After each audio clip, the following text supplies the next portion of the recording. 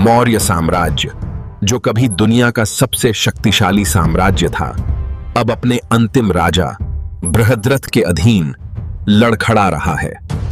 बृहद्रथ, जो महान अशोक का वंशज है, उसमें साम्राज्य को एक साथ रखने की दृष्टि और शक्ति का अभाव है।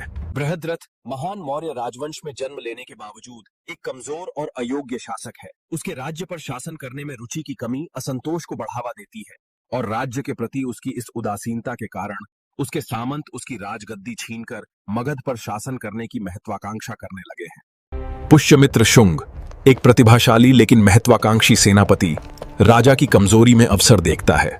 भले ही उसने राजा बृहद्रथ के लिए कई लड़ाइयां लड़ी, लेकिन उसकी वफादारी एक दिन मगध पर शासन करने की उसकी आंतरिक इच्छा को छिपाती है।